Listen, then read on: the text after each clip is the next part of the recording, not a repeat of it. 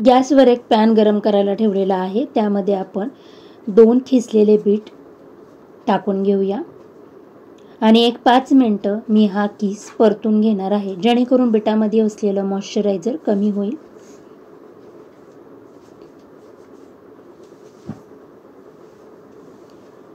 एक 5 मिनिटांनी आपण ह्यामध्ये साई असलेलं दूध टाकून घेणार आहे आणि पूर्णपणे हे दूध आटेपर्यंत मी हे परतून घेणार आहे.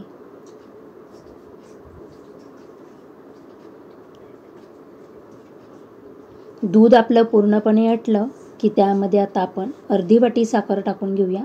तुम्ही तुमच्या आवडीनुसार साखर कमी जास्त करू शकता आणि त्याच्यावर झाकण ठेवून एक 5 मिनिटं मी ही साखर मेल्ट करून घेणार आहे. 5 मिनिटानंतर तुम्ही बघू शकता साखर पूर्णपणे मेल्ट झालेली आहे. आता ही साखर पूर्णपणे सोक होईपर्यंत आपण हे सतत हलवत राहायचं. तोपर्यंत आपण पोळपाटाला साजूक तूप लावून घेऊया.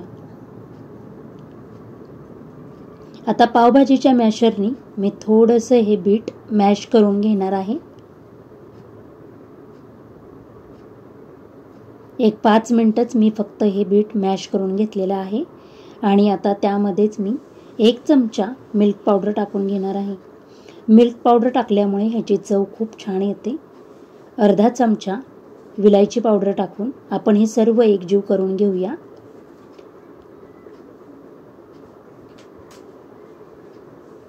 आणि पूर्णपणे ह्यातलं साखरेचं पाणी सोक झालं की त्यामध्ये आपण अर्धा चमचा साजूक तूप टाकून पूर्णपणे ह्याचा गोळा होईपर्यंत आपण हे परतून घेणार आहोत. हे मला पूर्णपणे परतण्यासाठी 7 ते 8 मिनिटं लागली.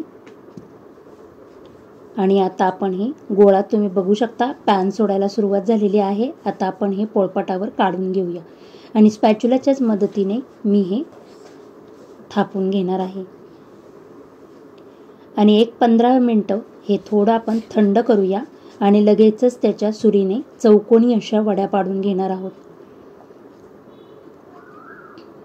खूप सुंदर अशा आपल्या वड्या तयार झालेल्या आहेत. मुलांना देखील आवडतील अशा.